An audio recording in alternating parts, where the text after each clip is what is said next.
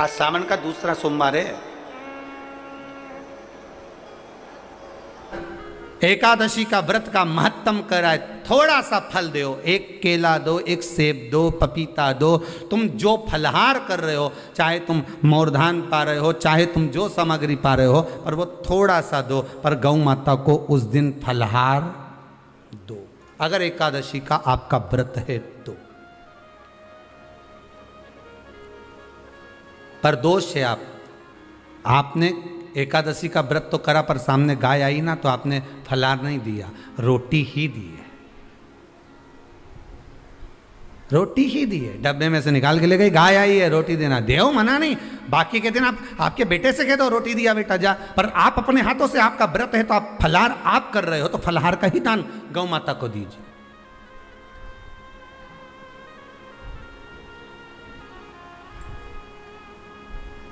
बच्चों से कह दो, जाओ सेवक से कह दो जाओ जरा दे के आओ रोटी, पर आप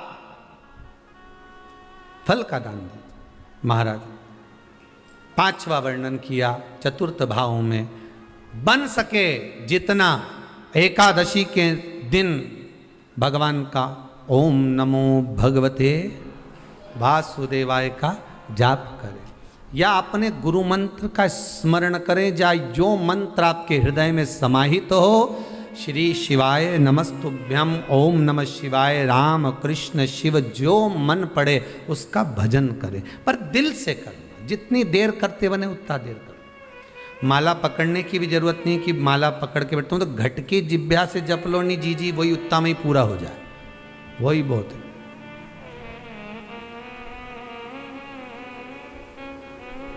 उतना ही बहुत है।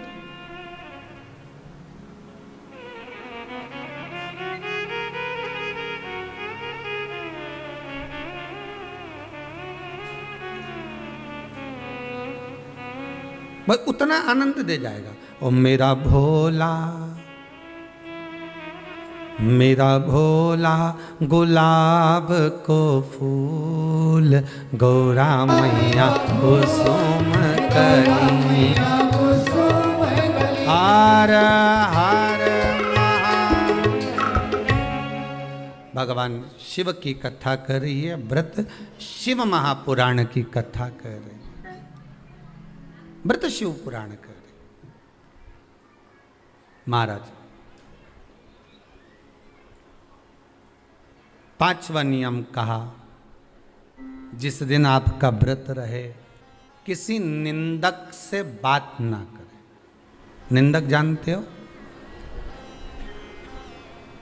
भाई दूज के दिन, दिवाली की जो भाई दूज होती है ना, होली दिवाली की जो दूज होती है, उनमें ऐसा गोबर का भाई दूज बनाते हैं, और पास में एक चुगल खोर भी बना है, और चुगल खोर के ऊपर ऐसा भाटा धर दे, एक पत्थर। अब तुम्हारे उधर रखे कि नहीं रखे हमें नहीं मालूम रहे हो, जितने आस्था पे सुन रहे हो, पर हमारे इधर तो ऐसा रहता है, गोबर का भाई बहन बनाए और उसकी पूजन करे, उसके पास में एक गोबर का चुगल चोर भी बनाए, उसके ऊपर भाटा धर दे। कथा कह रही है,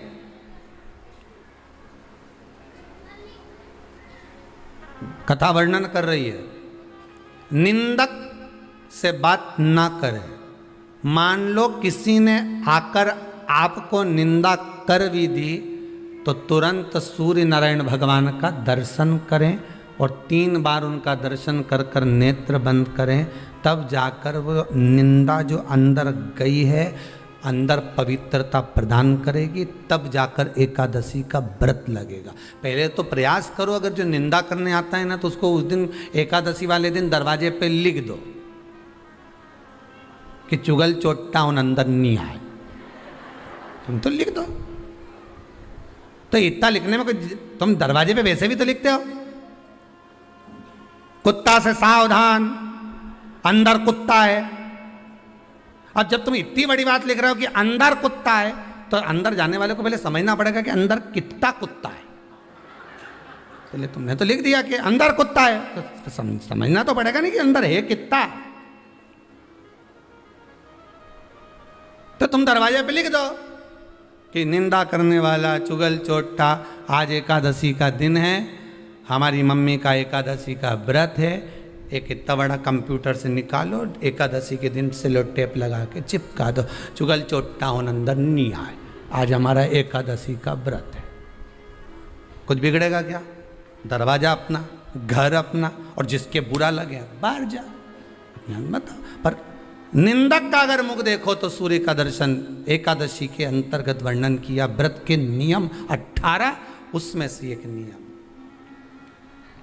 फिर कहा जीव की हत्या ना करे, अगला नियम है अपने द्वारा जीव की हत्या ना हो, प्रयास करना, किसी को कष्ट ना हो। 18 नियम में से एक नियम और, प्रयास करिएगा एकादशी जब भी करें तो द्वादशी से जुड़ी हुई करें, दशमी से जुड़ी हुई एकादशी कम करें। जो वैष्णवों की एकादशी कौन सी होती है? जो एकादशी द्वादशी से जुड़ी हो, दशमी से नहीं। दशमी से जुड़ी हुई एकादशी व्रत कहलाती है, और द्वादशी से जुड़ी हुई एकादशी पुण्य फल प्रदान कर कर वैष्णवों को भगवान के चरण में छोड़ आती है। इसलिए एकादशी द्वादशी से जुड़ी हुई होना चाहिए।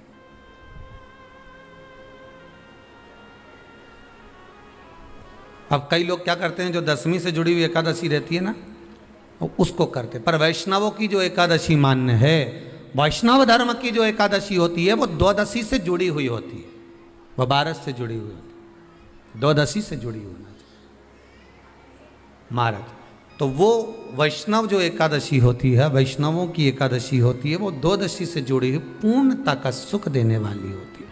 हमें घटने के साथ नहीं चलना, ध्यान दीजिएगा। हमें किसके साथ चलना है? बढ़ने के साथ, क्योंकि हमको आगे बढ़ना है कि पीछे आना है। वैष्णव आगे बढ़ता है, वैष्णव का धर्म है कि अग्रण्य भाव में चले। इसलिए वैष्णवों की जो एकादशी होती है वो आगे की ओर जाती है, अग्रण्य भाव में बढ़ने वाली, द्वादशी की ओर प्रवेश करने वाली। अर्थात हमारे कदम उन्नति की ओर बढ़े, हमारे कदम आगे वैभव की ओर बढ़े, संपदा की ओर बढ़े, और भगवान के चरणारविंद की ओर बढ़े, ना कि पीछे की ओर हटे। हम दशमी के साथ मिली हुई एकादशी ना करें, हम द्वादशी के साथ मिली हुई एकादशी।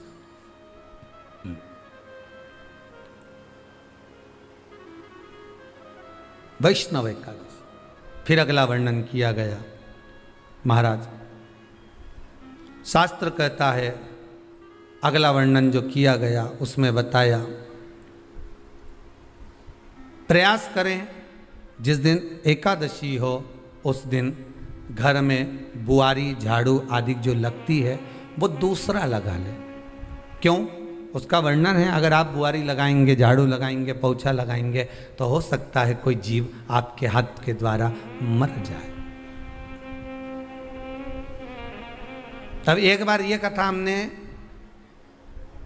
काशी में कह दी थी, तो एक अम्मा खड़ी हो गई और उन्होंने कहा, महाराज जी हम तो दोनों ही हैं, और मेरी रे एकादशी, तो मैं पोछा किससे लगूं? अब मैंने कहा अम्मा तू तो रहने दे, तू ही लगा ले।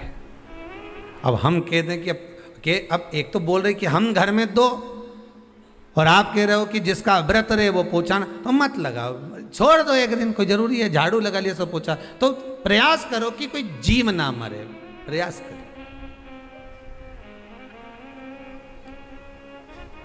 किसी जीव की हत्या ना हो। जैसे चतुर्थी का व्रत करने वाली जो माताएं होती हैं, जो चतुर्थी का व्रत करती हैं, आज भी चतुर्थी मान्य हो रही होगी, तो चतुर्थी का जो व्रत करने वाली होती हैं, जो चतुर्थी का पूजन करने वाली होती हैं, उनके भीतर का एक भाव होता है कि जैसे ही शाम का समय आए चंद्रदेव का पूजन करें, चंद्र जब प्रकट हो जाए, कलश भर लिया, उसके नीचे आखा दाना रख दिया, चावल गेहूँ जो भी आप रखते हो पूजन के लिए, ऊपर पात्र आदि रख दिया जलाशय, फिर अपन ने घी का दिया लगाकर पूजन भी कर ली। तो जो चतुर्थी का पूजन करने वाली होती हैं, जो चतुर्थी का नियम व्रत धारण करने वाली होती हैं, बड़ी बड़ी चतुर्थियाँ करती हैं या उसका नियम धारण करती हैं, तो चतुर्थी का जो पूजन करती हैं वो किस चीज़ के लिए होता है? केवल संतान, पुत्र, परिवार, हमारा कुटुंब, हम जिस कुल में हैं, हमारा कुल वैभव की ओर बढ़े, संपदा की ओर बढ़े, और उसकी आयु बढ़े, उसकी आयु बढ़े, वैभव बढ़े। बहुत ध्यान दीजिएगा महाराज। चतुर्थी की पूजन में जो आप आखा दाना रखते हो, गेहूं वगैरह कुछ भी जो भी रखते हो, उसकी बड़ी महत्वता होती है महाराज।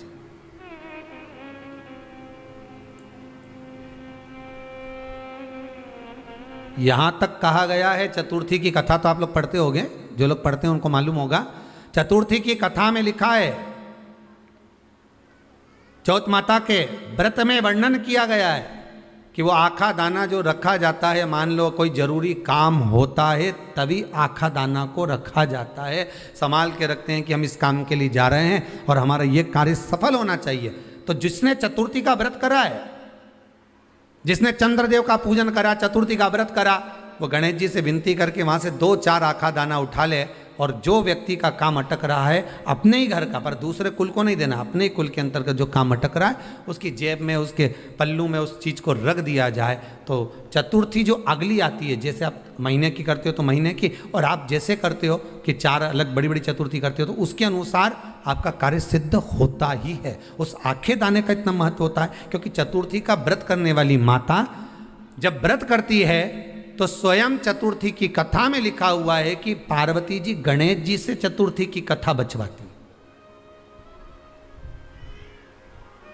चतुर्थी की कथा बाची किसने थी? स्वयं गणेश जी महाराज ने। और सुनी किसने थी? माता पार्वती। बाचने वाले गणेश जी थे, सुनने वाली माता पार्वती थी। तो चतुर्थी की कथा जब होती है तो उसको स्वयं गणेश जी बाच रहे हैं, तो व्रत कौन सुन रही है? माता पार्वती। और आपने जो आखा दाना लिया वो गणेश जी के भाव से लिया, गणेश जी से निवेदन करके, विनय करके, प्रार्थना कर कर उसको प्राप्त किया, आपने उसको लिया।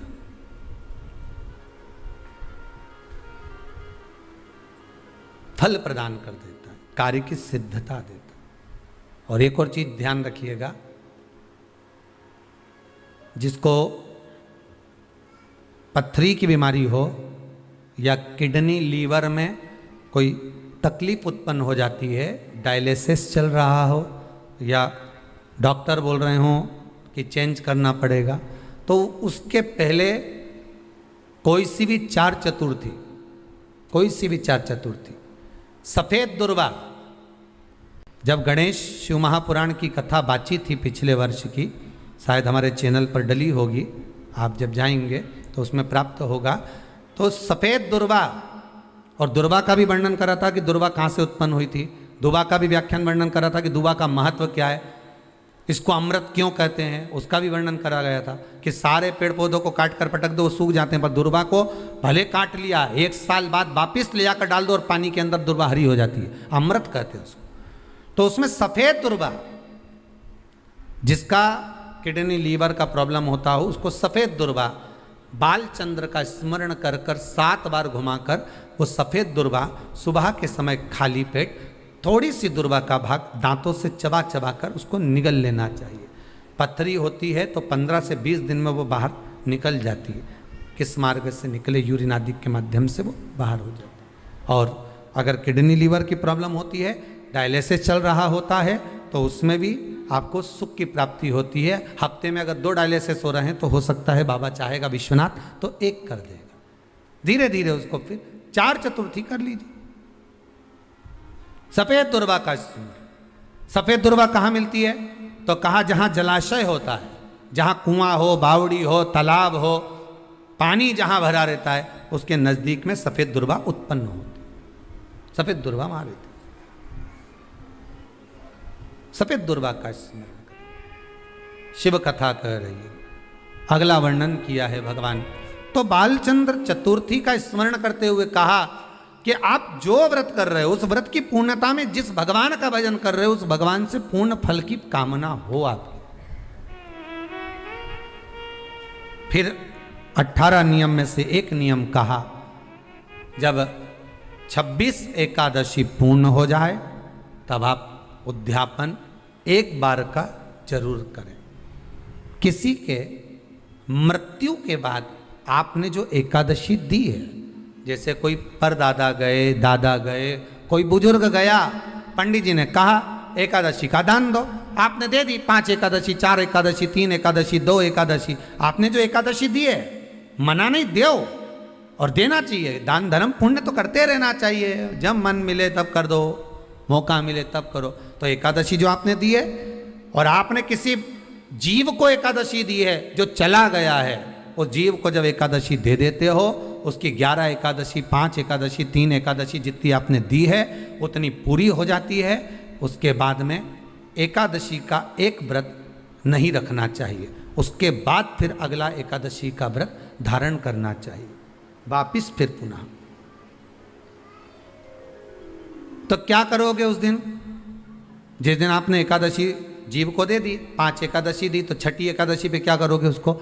ये नहीं कि आपको अन्न खाना है, आपको व्रत नहीं रखना, पर आपको अन्न का सेवन नहीं करना। उस दिन दूध की सामग्री, कोई फ्रूट्स, कोई फल आपको उस दिन ग्रहण कर लेना, पर आपको ये नहीं करना है कि हमने तो एकादशी करी ही नहीं है आज, तो हम अन्न खा लेंगे। नहीं, कथा में वर्णन आया था, कल कथा में कहा था, मुर को जब मारने का समय आया, पाप सामने आ गया, भगवान ने उस पाप को किस में ले जाकर छोड़ा? पाप पुरुष को अन्न के भीतर। पाप पुरुष कहाँ गया? अन्न के भीतर। एकादशी के दिन एक दिन पाप पुरुष अन्न के भीतर रहता। एकादशी का अगला वर्णन ध्यान से सुनिएगा। मान लो आपने एकादशी का उद्यापन में बाद में करूं नहीं करूं, श्वास का कोई भरोसा है? बोलो तो, है क्या कोई भरोसा? नहीं। श्वास रुक जाएगी चलते चलते, शम्मा बुझ जाएगी जलते जलते, दम निकल जाएगा रोशनी का, क्या भरोसा है इस जिंदगी का? कोई भरोसा है कि आप 26 एकादशी पूरी कर पाओगे?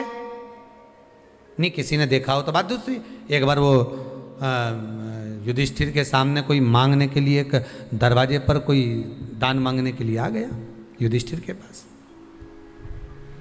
और युधिष्ठिर ने कह दिया, महाराजा युधिष्ठिर बोले कल आकर ले जाना, कल आओ ले जाओ। भीम ने एक ढोल उठाया और बजाना प्रारंभ करा, और साहब बजाया कि सारे लोग इकट्ठे हो गए। सबने पूछा हुआ क्या भीम, कौन सी खुशी की बात है, बात क्या है? तो भीम बोले मेरे भैया ने काल को जीत लिया। काल को जीत लिया मतलब मेरे भैया बोले कि कल आ जाना, हम तुमको दान दे देंगे। मतलब मेरे भैया जानते हैं कि कल तक मरेंगे नहीं, प्राण नहीं छूटेगा, मतलब इन्हें काल को जीता। ये समझ वाली बात है। आप हो, हम हो, कोई भी संसार का मनुष्य काल को नहीं जीता। जन्म मरण परण 3 भगवान के हाथ में है। डॉक्टर ने कह दिया इतनी तारीख तक बच्चा होगा, मालूम पड़े आगे पीछे कभी भी हो जावे, 15 दिन पहले, 8 दिन बाद, 4 दिन पहले, ये तो भगवान क्या कहा, इसको ले जाओ, अंतिम सांसें चल रही है, मर जाएगी कुछ दिन में। मालूम पड़ा घर लिया है, 6 महीना हो गया, 5 बार तो नीचे सुला दिया, गोबर लीप के डुकरिया, फिर जिंदा हो गई वापिस। 4 बार तो फोन लगा के पूछ लिया कौन सा पाठ सुना दें कि निपट जाए, बिस्तर पे सड़ गई। भगवान भी कह रहा है मई रखो, शिव पुराण नहीं सुनी, मई रखो। क्या करोगे लाकर? परण पत्रिका देखकर कह दिया दूसरे महीने में ब्याह हो जाएगा। मालूम पड़े बीच में लॉकडाउन फंस गया, 1 साल तो यूं ही निकल गया। अब फिर पंडित जी से कहा, आपने तो कहा था 2 महीने में हो जाएगा। पंडित जी बोले लॉकडाउन भी तो आ गया था, क्या करें।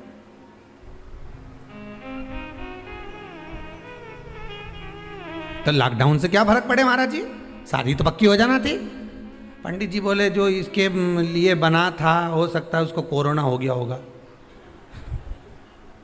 तो भगवान भी दूसरा ढूंढ रहा है, टाइम लगेगा, अभी समय लगेगा।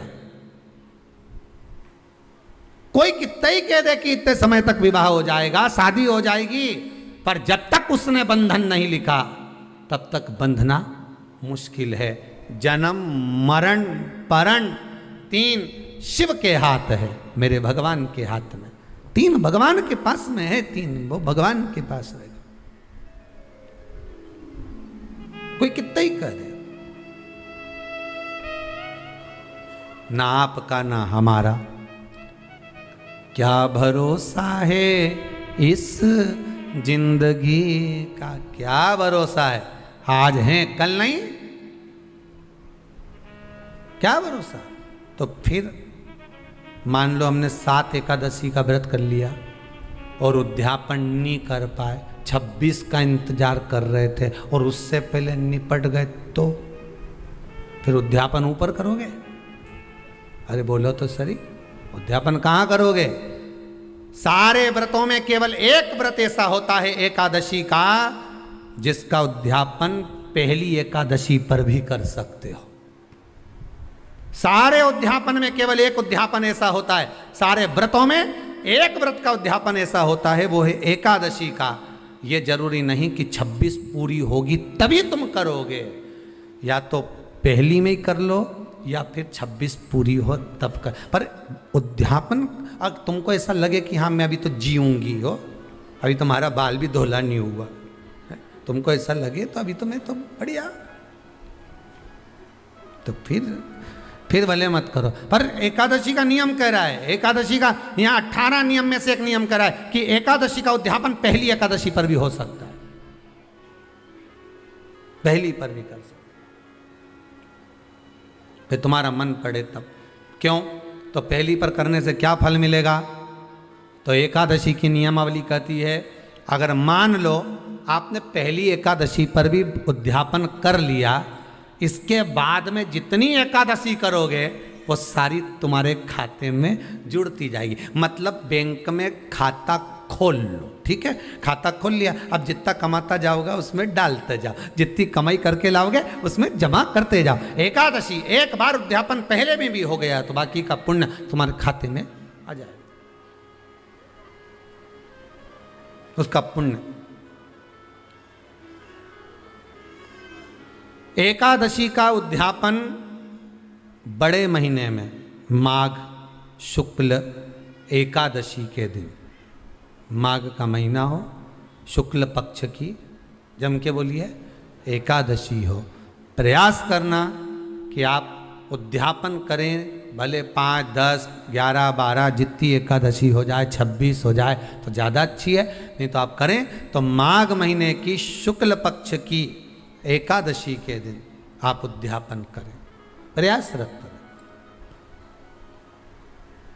प्रयास करें। बड़े महीने के अंतर्गत जो उद्यापन, हाँ चतुर्मास के अंतर्गत उद्यापन नहीं होता एकादशी का, बहुत ध्यान दीजिएगा हमारा। ये जो सावन भादो कुंवर कार्तिक जो 4 महीना होते हैं भगवान के शयन करने के, इसके अंतर्गत एकादशी का उद्यापन नहीं होता, और इसके अंतर्गत उद्यापन करना भी नहीं चाहिए एकादशी हमारा। एकादशी का उद्यापन माघ महीने की शुक्ल पक्ष की एकादशी के दिन आप बहुत प्रेम से आनंद के साथ करिए महाराज।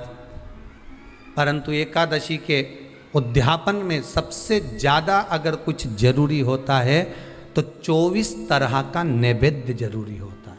कितने तरह का? 24 तरह का नैवेद्य। अब आप कहोगे गुरुजी उद्यापन हम कर रहे हैं एकादशी का, तो उसमें तो फलहार का हमें नैवेद्य बनाना चाहिए। तो फिर ये पुराण के अंतर्गत स्कंद पुराण में ये चीज़ लिखी है कि एकादशी का जब उद्यापन करते हैं तो 24 तरह का नैवेद्य बनाकर सिद्ध करते हैं। 24 तरह का नैवेद्य जान रख लेना, का हलवा बना लो, खीर बना लो, पूड़ी बना लो, सब्जी बना लो, पकौड़ा बना लो, भजिया बना लो, ऐसे 24 तरह का नैवेद्य अलग अलग चाहिए। पर लोग क्या करते हैं, खोपरा पाक बनवा लेते हैं 1-2 किलो और 24 जगह रख देते हैं। स्वीकृत नहीं है। 24 तरह का नैवेद्य रखा जाता है। महाराज एकादशी के दिन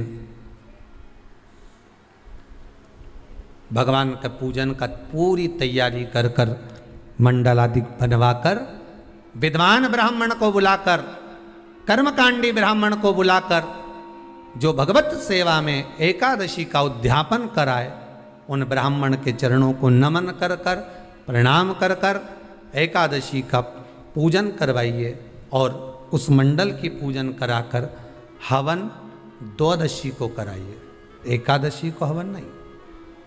एकादशी के उद्यापन का जो हवन होता है वो द्वादशी को।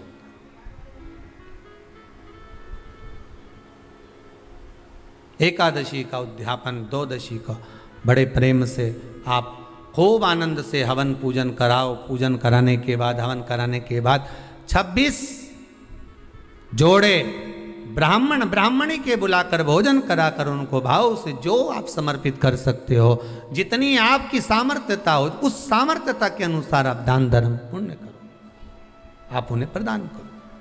और बन सके तो एकादशी की रात्रि को भी जागरण करें और द्वादशी के दिन जिस दिन हवन करें उसकी भी रात्रि को कुछ जागरण करें। जागरण का मतलब पहले भी कथा में कहा, प्रदोष की कथा में वर्णन किया था। हम ये नहीं कहते कि तुम पूरी रात जगो, हमारा तो निवेदन है 15 मिनट का करो, आधे घंटे का करो, 20 मिनट का करो, पर रात्रि के समय थोड़ी देर अगर एकादशी का उद्यापन कर रहे हो तो जागरण थोड़ी सी देर अवश्य करें। नहीं कर सकते अकेले बैठकर राम नाम जप लें, भजन कर लें, पर करो।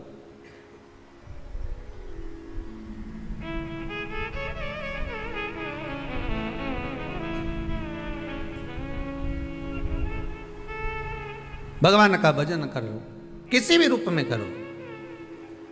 देश है मंगल मंगलकारी, अवधूत रूप निराला हो,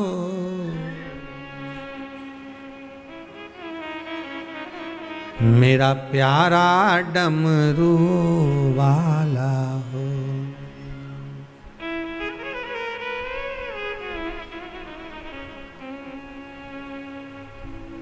भगवान शिव का जिस भाव से, जिस आनंद में करे, भजन करो। धीमा बजाओ भोलानाथ डमरू, धीमा बजाओ, धीमा बजाओ भोलानाथ डमरू, धीमा बजाओ भोलानाथ डमरू, धीमा बजाओ, धीमा बजाओ भोलानाथ डमरू।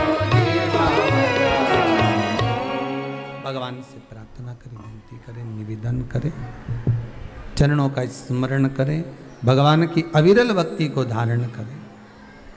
26 ब्राह्मण ब्राह्मणी को जोड़े से भोजन कराकर कुछ भेंट देकर विदा करें। ऐसे एकादशी के उद्यापन का वर्णन किया गया। एकादशी का उद्यापन सुख प्रदान करने वाला, आनंद देने वाला, भगवत रस तत्व को संजोने वाला। महाराज शिव महापुराण की कथा में वर्णन आता है कि माता पार्वती जितने व्रतों को धारण करती हैं, माता जितने व्रतों को भगवान शिव के लिए जितने व्रत करती हैं, माँ सारे व्रत भगवान शंकर स्वीकार करते हैं।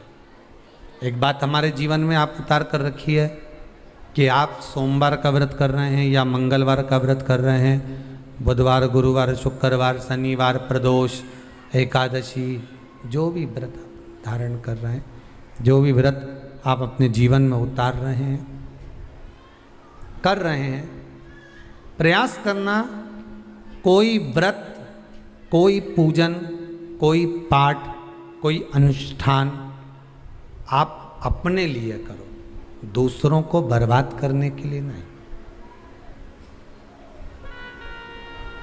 उसका ऐसा हो जाए मैं माता जी को चुनरी चढ़ाऊंगी, नहीं। उसका ऐसा हो जाए, उसका ऐसा हो जाए, नहीं नहीं, आप अपने लिए करो ना।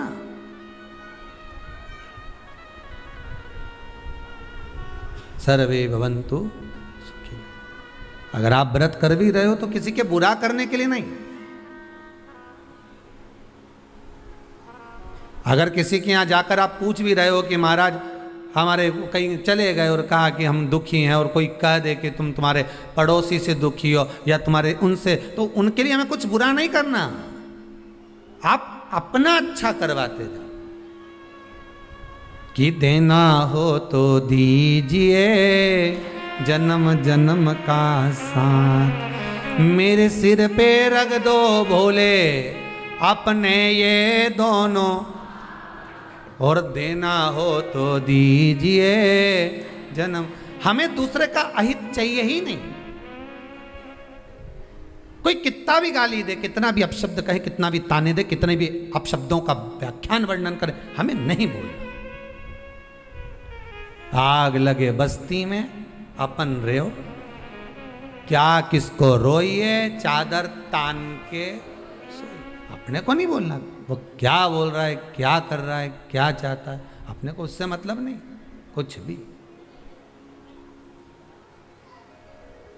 बोले बोले तो बोले, तुम तो मीराबाई जैसे हो जाओ कि मैं तो चली वृंदावन राणा और मेरे तो भाग जगे, राणा जी तेरे महलों में आग लगे, राणा जी तेरे महलों में आग। अरे घास फूस की कुटिया बनाऊंगी, भले कैसी भी रहूंगी पर किसी का बुरा नहीं करूंगी। घास फूस की बोल तो दो कुटिया बनाऊंगी, जामे तुलसी का रोप लगे, राणा जी तेरे महलों में। मैं तो चली वृंदावन राणा और मेरे तो भाग जगे, राणा जी तेरे महलों में आ। वो कितना ही हमें नहीं चाहिए, मतलब ही नहीं हमें किसी के महल और अटारी से। उनकी बिल्डिंग 4 मंजिल की बन गई, बन जाए तो उनके यहाँ 4 व्हीलर गाड़ी आ गई, आ जाए तो बस वो हाईवे पे चल रहे हैं, हम दचके वाली पे भक्ति के बल पर चल रहे हैं। जब मेरा भगवान देगा तो छप्पर फाड़ कर देगा, ऐसा देगा कि शिव महापुराण की कथा भी करवा देगा, यह पक्का है। बस उस पे विश्वास रखो, भरोसा रखो, उससे निवेदन करो कि कृपा कर देना, जीते जी शिव जी तुम्हारी कथा करवाना, जीते जी करवाना। मरने के बाद की कोई गारंटी नहीं दादा, मरने के बाद तो लोग अपने को तो शमशान छोड़ आते, बाद में नुक्ति और सेव खाते। हाँ, हमें उससे मतलब नहीं, हमें तो जीते जी कराना, बस मरने के बाद की कोई बात।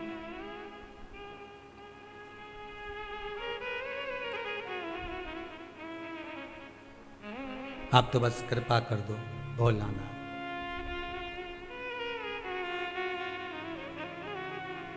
तेरे दरबार की बाबा निराली शान देखी है। जब भी सुना एक ही बात सुनी कि तूने चोर को कुबेर बना दिया। तुम इतना तो कह सकते हो, जितने आस्था पे सुन रहे हो ना, तुम इतना तो कह सकते हो। जब भी सुना एक ही बात सुनी कि चोर को कुबेर बना दिया। क्या मैं चोर से भी बदतर हूं जो अभी तक मुझे देने में पीछे हटे हो? क्या मैं उस चोर से भी गई बीती हूं? क्या मैं चोर से भी गया बीता हूं जो अभी तक मेरी नहीं सुन रहे हो? रोज झोली फसारती हूं, रोज झोली फैलाकर कहती हूं कि बाबा कृपा अब कर दे। इतना तो उससे कह सकते हो, उसको थोड़ा सा तो याद दिलाओ कि चोर को कुबेर बनाया था। और मैं तो उससे भी गई बीती हूं क्या? जब वो सुनेगा देगा। दिल से कहना, परंतु दिखावे से नहीं, दिल से कहना। तेरे दरबार की बाबा निराली शान देखी है, तुझे देते नहीं देखा पर झोली भरी देखी है। तू कृपा करेगा तो जरूर होगा। माना मैं पापी हूँ, माना मैं कपटी हूँ, माना मैं चली हूँ, माना मैं प्रपंची, मुझे कुछ नहीं आता, पर एक काम तो आता। श्री शिवाय नमस्तुभ्यं, श्री शिवाय नमस्तुभ्यं, श्री शिवाय नमस्तुभ्यं, श्री शिवाय नमस्तुभ्यं। कुछ नहीं आता पर इतना तो आता। ना मैं मंत्र जानूं, ना मैं तंत्र जानूं, मैं साधना नहीं जानूं। 2 घंटा तक आंख बंद करके बैठी भी नहीं रही जाए, एक जैसी बैठ भी नहीं सकती। मेरे में तो जो दोष है मैंने बता दिया कि नहीं बैठ सकती मैं 2 घंटा, 4 घंटा, 6 घंटा एक जैसी एक आसन से। पर हूं तो तुम्हारी। चलते भी कहो सोते भी कहो। तुम्हारा मन पड़े श्री शिवाय नमस्तुभ्यम, श्री शिवाय नमस्तुभ्यम, श्री शिवाय नमस्तुभ्यम। मैं कैसे भी हूं पर आपकी हूं, मैं कैसा भी हूं आपका हूं। भाग्य किसने लिखा है? आपने। जन्म आपने दिया, मारोगे आप, पेट भरने की जवाबदारी आपकी है।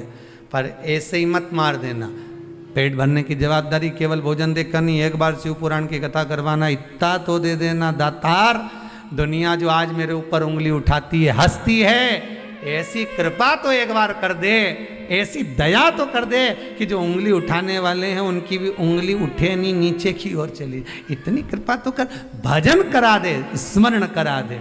तूने दिया लंकाधिपति रावण को। 5 सोमवार का आपको स्मरण मालूम होगा।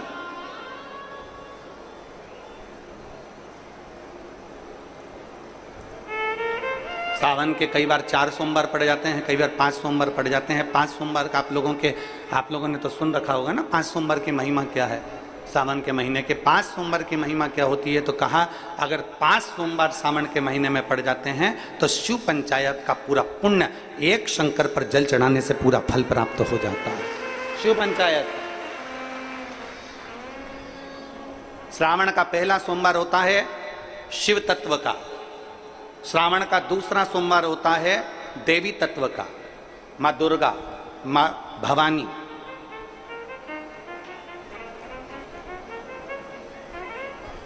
आप लोगों ने शिव पंचायत, शिव महापुराण की कथा पहले बाची, आप लोगों ने सुनी होगी। उसमें शिव पंचायत का वर्णन करा था। 5 देव,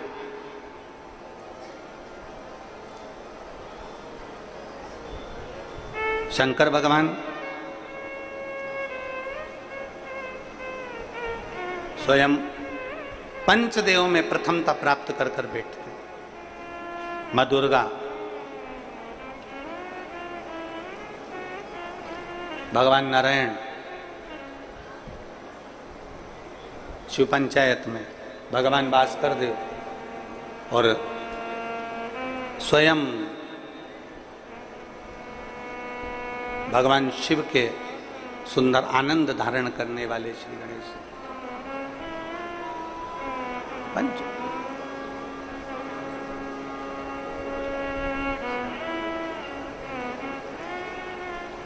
अब प्रथम में शिव, दुर्गा, नारायण, भास्कर देव, गणेश जी, ये सब भगवान शिव की पंचायत के अंतर्गत विराजमान होते हैं और ये 5 सोमवार का फल हमें प्रदान करते हैं। 5 सोमवार।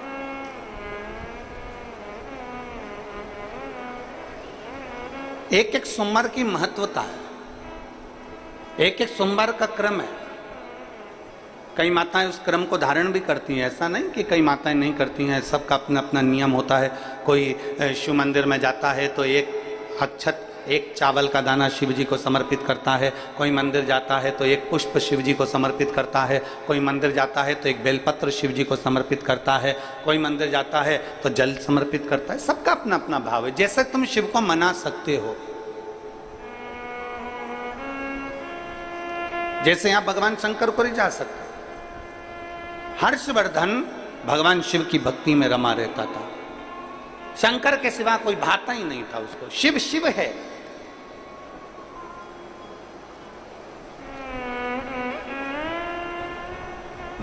एक मां अहिल्याबाई होलकर और दूसरे हर्षवर्धन, तीसरे वीर शिवाजी, छत्रपति शिवाजी। छत्रपति शिवाजी ऐसे भारत के कई राजा, भारत की कई रानी, भारत की भूमि के कई महाराजा, जिन्होंने इस पृथ्वी पर अपना अखंड राज्य करा और संसार को दिया है, वो शंकर को अपना लक्ष्य बनाकर चलते थे। जैसे मां अहिल्याबाई होलकर,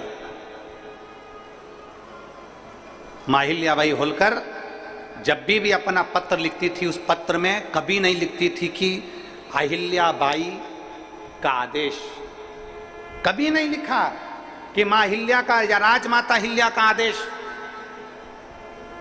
जब भी पत्र मां अहिल्याबाई लिखती थी तो उसमें लिखती थी शिव का आदेश, महादेव का आदेश। अपने पत्र में कभी नहीं लिखा उसने माता, कभी नहीं लिखा उन्होंने कि मेरा आदेश, उन्होंने कभी नहीं लिखा मां अहिल्याबाई ने कि मेरा आदेश है। उन्होंने तो लिखा महादेव का आदेश है, उन्होंने लिखा कि शिव का आदेश है, उन्होंने लिखा शंकर का आदेश है। मेरा आदेश नहीं, ये मेरा आदेश नहीं है, ये शिव का आदेश है। और मतलब शिव का आदेश है तो पूरा कौन करेगा? शिव ही करेगा। आप लोग इतने सारी मात्रा में कथा सुनने आए हो, लाखों की संख्या में आए हो, जहां तहां जगह मिली होगी, नहीं मिली होगी, गीले में सूखे में कहीं कहीं बैठे हो, अपना व्यवस्था खुद कर कर कथा सुनने के लिए आप लोग आए हो। तो तुम ये ना सोचिएगा कि आपको कथा सुनने के लिए किसी ने बुलाया है, आपके घर में कोई पीला चावल देने गया, आपके घर कोई निमंत्रण देने गया, आपके घर में कोई अनाउंसमेंट करने गया। आपने तो केवल टीवी के माध्यम से सुन लिया, आपने तो केवल विश्वास के माध्यम से, किसी के माध्यम से सुन लिया, मोबाइल के माध्यम से सुन लिया कि कथा हो रही है, और आपके दिल में एक भरोसा जागृत हो गया। मतलब आपके हृदय में शंकर आकर बैठ गया, और कथा आप सुनने नहीं आए हो, कथा आपके अंदर बैठा हुआ शंकर कथा सुनने के लिए आया। ये आदेश उसका है, अपना नहीं।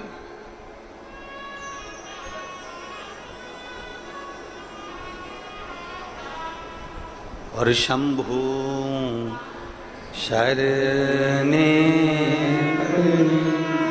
माधु घड़ी रे घड़ी दुख काटो, दया में दर्शन आतो। भोले नाथ सुनो मेरी अर्जी सुनो त्रिपुरारी, आया आया मैं शरण तिहारी। भोले नाथ सुनो मेरी अर्जी सुनो त्रिपुरारी, आया आया मैं शरण तिहारी, आया आया मैं शरण तिहारी। रोग कष्टों ने मुझको है घेरा,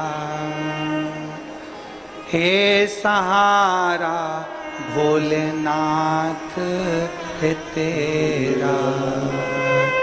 रोग कष्टों ने मुझको है घेरा, हे सहारा भोलेनाथ तेरा।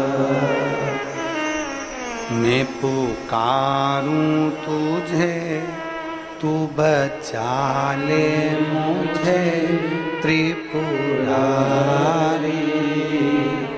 आया आया शरण हूँ तिहारी। भोलेनाथ सुनो मेरी अर्जी सुनो त्रिपुरारी, आया आया शरण हूँ तिहारी, आया आया शरण हूँ तिहारी। हर्षवर्धन लगा शिव की भक्ति। एक विश्वास एक के प्रति कर लो, वो आपको निहाल कर दे। एक पत्र देख,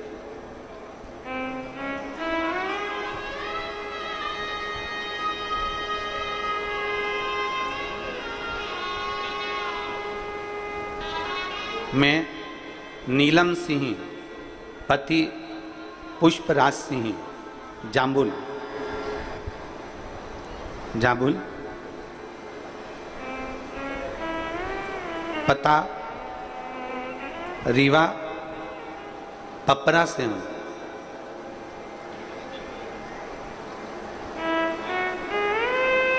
कहीं बैठे हैं क्या? आप ही हैं? श्री शिवाय नमस्ते। आइए बेलपत्र ले जाओ। जाओ। नीलम सिंह पति पुष्पराज सिंह जामुन, स्थाई पता रीवा पंपरा से हूँ। मेरे पुत्र अर्नव की तबीयत 19 दिसंबर 2022 को अचानक खराब हो गई। डॉक्टरों की जांच कराने पर पता पड़ा कि उसको ब्लड कैंसर की बीमारी बताई। जब ब्लड कैंसर की बीमारी उसके साथ में बताई, साथ में एक बीमारी और बता दी जिसका नाम था CSF, एक LL ब्लड कैंसर और दूसरा CSF। दूसरी बीमारी भी बता दी। एक तो बेटा 8 साल के बाद हुआ था गुरुजी, बच्चा एक तो 8 साल के बाद हुआ, और 8 साल के बाद बच्चा होने के बाद उसके साथ में इतनी सारी बीमारी हो गई कि दिल दुख गया, पूरा परिवार दुखी हो गया, सब रोने लगे गुरुदेव। तब मेरी दीदी कथा सुनती हैं और उन्होंने कथा सुनते सुनते हमको कहा कि कोई टेंशन मत ले, बता दी बीमारी, कोई बात नहीं, प्रदोष का व्रत कर, सियोर वाला महाराज कथा कहता है उसको सुनना प्रारंभ कर, और शिव जी के मंदिर में 1 लोटा जल चढ़ा और उस जल को लाकर तेरे बेटे को पिलाना प्रारंभ कर।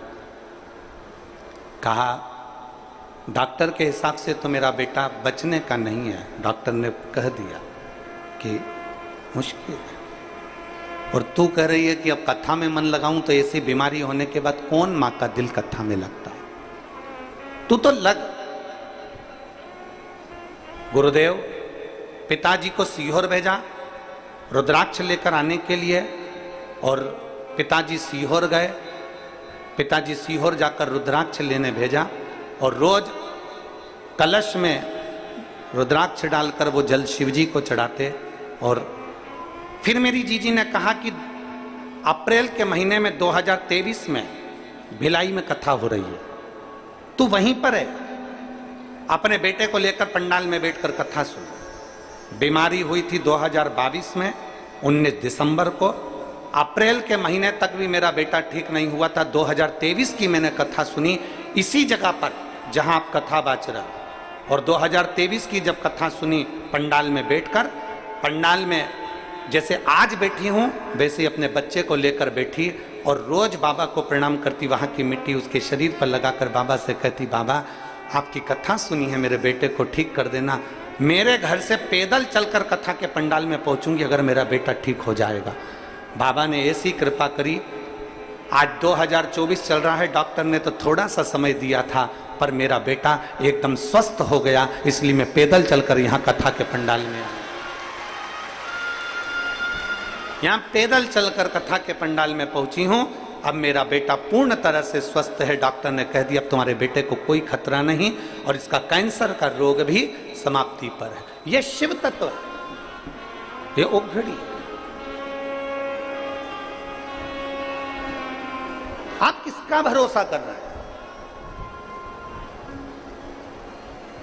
आप किस विश्वास की ओर जा रहे हैं? पहले तो आप ये पक्का कर लो कि आप संसार वालों पर भरोसा नहीं कर रहे हो, आप शिव पर भरोसा कर रहे हो। आप सियोर वाले महाराज पर भरोसा नहीं कर रहे हो, आप शंकर पर भरोसा कर रहे हो। सियोर वाले महाराज का तो क्या है, मनुष्य देह है, मानव का शरीर है, मानव के शरीर पर कोई भरोसा नहीं किया जा सकता।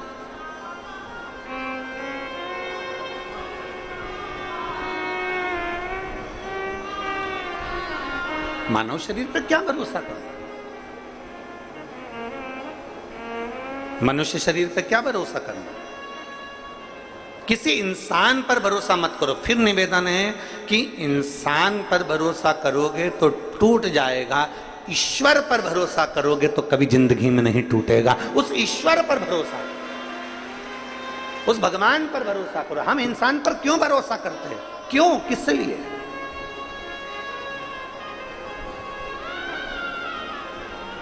आ जाओ, आ जाओ। आप ईश्वर पर भरोसा करिए, इंसान पर भरोसा करने की जरूरत है।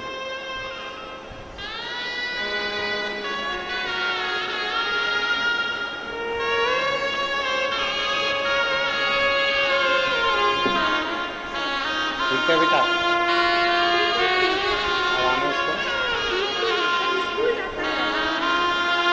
बोल रही हैं अब बिल्कुल ठीक हो गया, स्कूल जाने लगा। शिव की कृपा है इसलिए।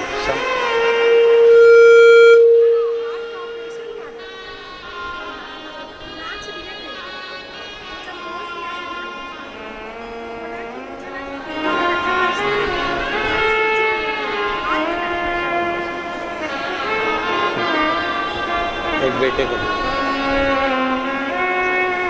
शिव तत्व है, शंभु ओघड़ी, उसका भरोसा, उसकी दृढ़ता। इंसान पर करा गया विश्वास, इंसान पर करा गया भरोसा टूट जाता, पर ईश्वर पर करा हुआ भरोसा कभी नहीं टूटता, कभी।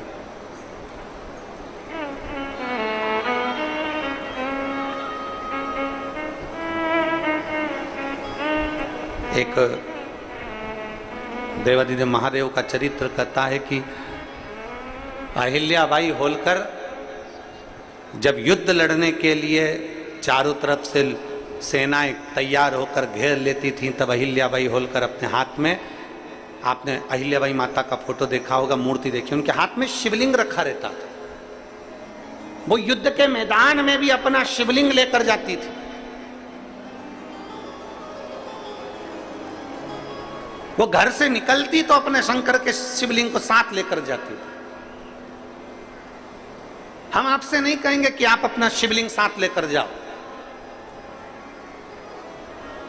हम इतना जरूर कहेंगे कि आप शिवलिंग साथ लेकर मत जाओ, पर शंकर को जल चढ़ाकर वो जल जब पियोगे वो तुम्हारे पेट में 24 घंटा रहता है, वो तुम्हारे साथ शिव के रूप में जाए। हम आपसे ये नहीं कहेंगे कि आप शिवलिंग लेकर साथ चलो। आपके गले में जो रुद्राक्ष की माला पड़ी है, आपके गले में जो रुद्राक्ष पड़ा हुआ है, वो रुद्राक्ष आपके गले में शंकर का एक तत्व है, शिव तत्व है।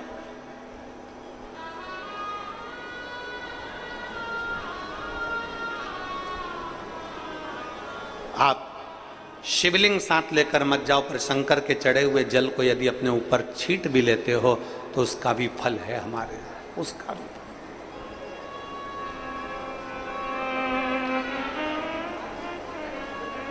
एक महाराष्ट्र की एक माताजी ने प्रश्न किया सीहोर ऑफिस में व्हाट्सएप पे कि गुरुजी से एक बात पूछना कि हमारे महाराष्ट्र में तो सावन अभी चालू होगा, अभी हमारे महाराष्ट्र में सावन चालू नहीं हुआ, क्योंकि वो 15 दिन बाद चालू होता है महाराष्ट्र में सावन। अब हमारे महाराष्ट्र में सावन जब 15 दिन बाद चालू होगा तो हम शिवरात्रि की पूजन कैसे करेंगे? फिर हम शिवरात्रि कैसे करेंगे? तो हमारा निवेदन है संपूर्ण मराठियों से, संपूर्ण महाराष्ट्र में निवास करने वालों से, और जिन जिन के अभी सावन अभी चालू नहीं हुआ उनसे भी निवेदन है, अगर 2 अगस्त को पूजन कर भी लोगे ना तो कुछ घटेगा क्या? अरे बोलो तो जम के, नहीं घटेगा ना, वो तो शिव की आराधना है, शंकर की पूजन है। आप तो ये मानकर चलो ना कि हम शिव को भज रहे हैं, और शंकर को भजने के लिए कोई मुहूर्त, कोई समय, कोई दिन, कोई पल, कोई घड़ी नहीं। शंकर को पाने के लिए तो बस तुम दिल से जिस दिन पुकारोगे शंकर तुम्हारे सामने हो। शिव को दिल से पुकार लो, वो तुम्हारे सम्मुख में होगा।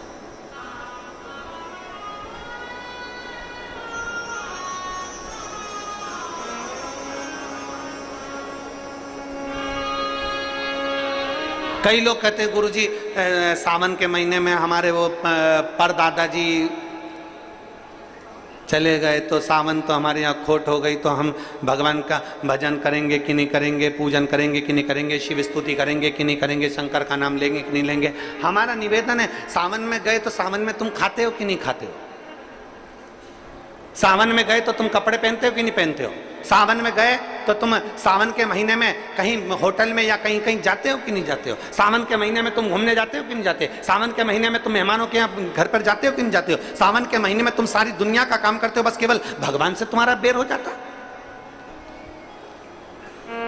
कि वो चले गए तो हमें भगवान शंकर के पूजन करूं कि नहीं करूं, मंदिर जाऊं कि नहीं, भगवान भजन करूं कि नहीं। और कितने साल हो गए कि हमारे दादाजी को गए हुए 12 साल हो गए, 15 साल हो गए, 20 साल हो गए, पर हमने भगवान का मंदिर छोड़ दिया। हमने खाना नहीं छोड़ा, हमने पीना नहीं छोड़ा, हमने घूमना नहीं छोड़ा, हमने कपड़े पहनना नहीं छोड़ा, बस मंदिर छोड़ा। ए भाई, दुनिया के कई लोग कहते हैं धर्म करते कर्म फूटे। कई लोग कहते हैं, हंसी मजाक में कह देते हैं, यज्ञ कर रहे थे हाथ जल गया, मंदिर गए थे ठोकर खा के नीचे गिर गए, मंदिर की सीढ़ी पे पांव फिसल गया नीचे गिर गए। तो दुनिया के लोग क्या कहते थे? धर्म करते कर्म फूटे। केदारनाथ जी दर्शन करने गए थे, कहीं कुछ हो गया, मालूम पड़े कहीं गए थे कुछ हो गया, तो क्या लोग लिखते हैं? धर्म करते कर्म फूटे। अरे भाई, धर्म करते कर्म नहीं फूटता कभी भी। याद रखना, जब एक व्यक्ति मटका लेने के लिए जाता है, मटके को जब लेने के लिए जाता है तो उस मटके को बजा बजा कर देखता है, बजा बजा कर देखता है। क्यों देखता है? क्योंकि अगर ये मटका फूटा होगा तो अभी की अभी फूट जाएगा, इसलिए इसको बजा कर देखा जाता है। और अच्छा होगा तो मैं इसको लेकर चले जाऊंगा। जब धर्म करते हो, पुण्य करते हो, सत्कर्म करते हो, भजन करते हो, शिव मंदिर जाते हो, अनुष्ठान करते हो, भगवान का नाम लेते हो, और तुम्हारे ऊपर अगर थोड़ा बहुत दुख आ जाता है तो समझ लेना मेरा बाबा तुम्हें बजा कर देख रहा है, कहीं ये फूटा तो नहीं है। धर्म करते कर्म नहीं फूटता कभी भी। भगवान तुम्हारे पूर्व के बेकार कर्म को फोड़ता है धर्म करते। थोड़ी समस्या आ गई, थोड़ी प्रॉब्लम आ गई, थोड़ी परेशानी आ गई, थोड़ा कष्ट आ गया, किसी ने कुछ कह दिया, किसी ने कुछ बोल दिया, समझ लेना कि धर्म करते कर्म नहीं फूट रहा है। धर्म करते हैं तो हमारे पूर्व का कर्म जो हमारे ऊपर हावी रहता है, भगवान उसको तोड़ता है, उसको काटता है, इसलिए थोड़ा कष्ट आ जाता है। एक पत्र है,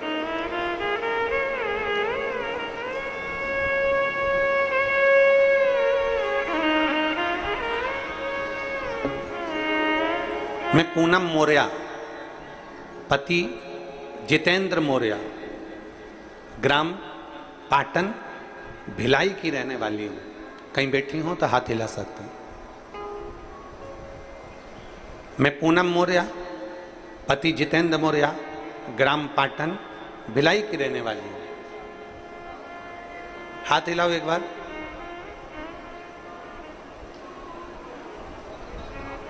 आई हैं क्या? आई हैं? हाथ हिलाओ।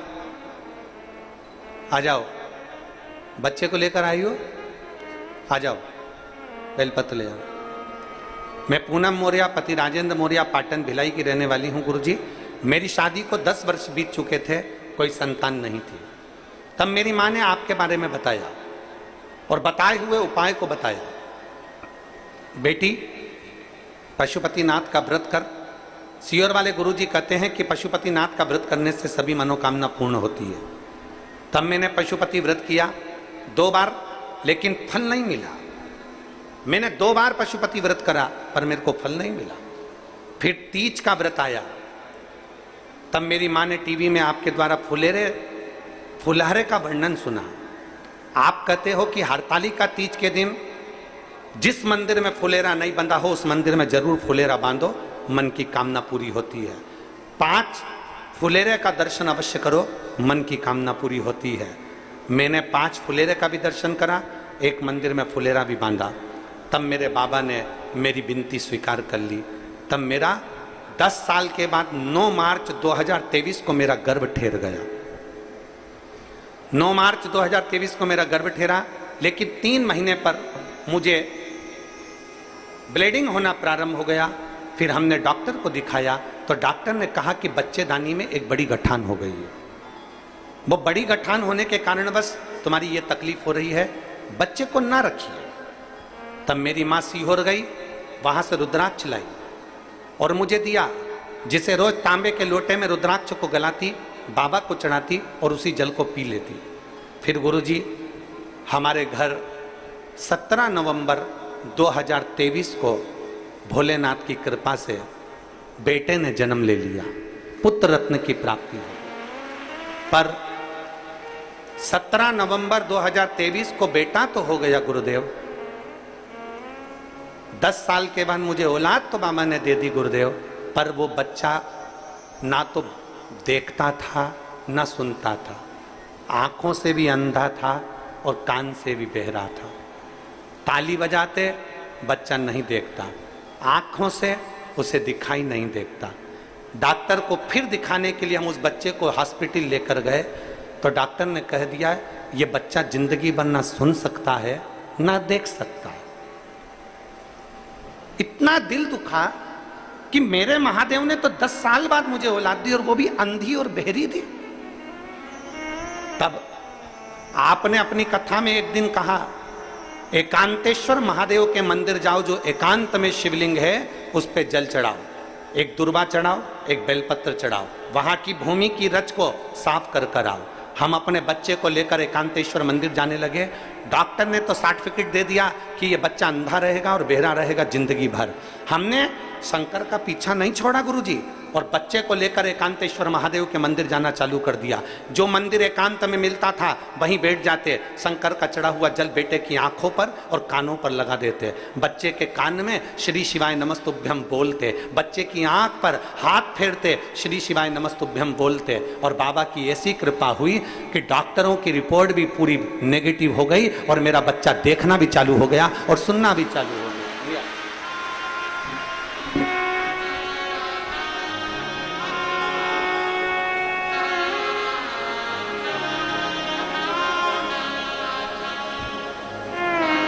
शंभु शरणे पड़ी मांगो घड़ी रे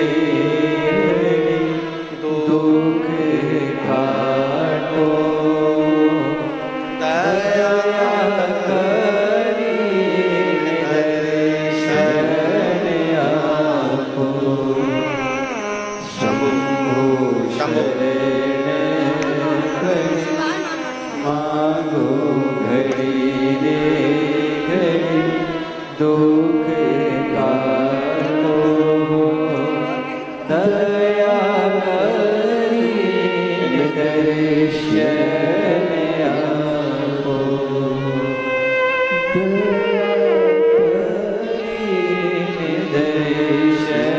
दर्शन आपको। अब देखता भी है, सुनता भी है। और दीदी कह रही हैं डॉक्टर ने तो कह दिया था कि ये कभी देखेगा नहीं और सुनेगा नहीं। जब हम उसी डॉक्टर के पास लेकर गए तो डॉक्टर भी आश्चर्य में है कि ये देखना और सुनना कैसे चालू कर दिया। शिव तत्व है। 10 साल बाद उसने दिया है, किसकी सामर्थ्य था? 10 वर्ष के बाद वो देने वाला है, और जब 10 वर्ष के बाद उसने दिया है फिर निवेदन है, शरीर उसका है, दिल उसका है, मन उसका है, चित्त उसका है, परिवार उसका है, घर उसका है, दुकान नौकरी सब उसकी है। हम तो केवल उसके आश्रित होकर जी रहे हैं और दिन रात जय महाकाल के रहे हैं। हम उसके आश्रित होकर जी रहे हैं और दिन रात जय महाकाल कह रहे हैं। हमारा है क्या? उसके आश्रित रहना है।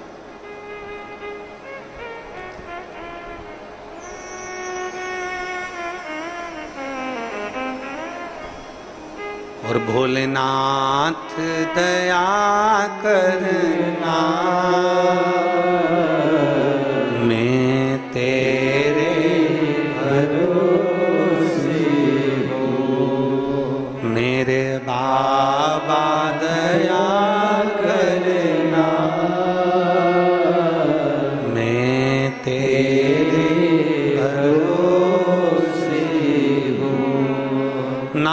घर के भरोसे हो ना परिवार के भरोसे हो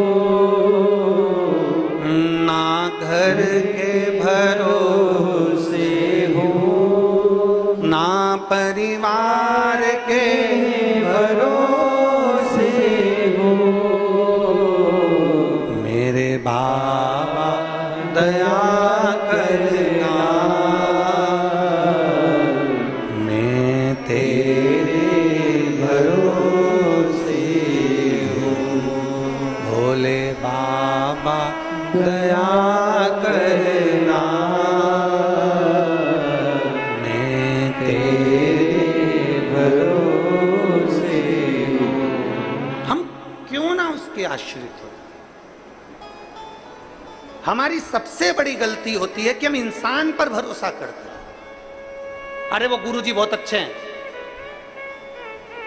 अरे वो गुरुजी बहुत अच्छे हैं, नारियल देंगे काम हो जाएगा, भभूति देंगे काम हो जाएगा, बेल देंगे काम हो जाएगा, दाना देंगे काम हो जाएगा, सिर पे हाथ रख देंगे काम हो जाएगा। ना ना ना, हम गलती करते हैं कि इंसान पर भरोसा करते हैं। हमने सबसे बड़ी गलती आज तक करी है, पूरी जिंदगी में यही गलती करते आए। कभी इस पे भरोसा कर लेते हैं, कभी उस पे भरोसा कर लेते हैं, कभी उस पे भरोसा कर लेते हैं। हम शिव पर भरोसा क्यों नहीं करते? हम ईश्वर पर भरोसा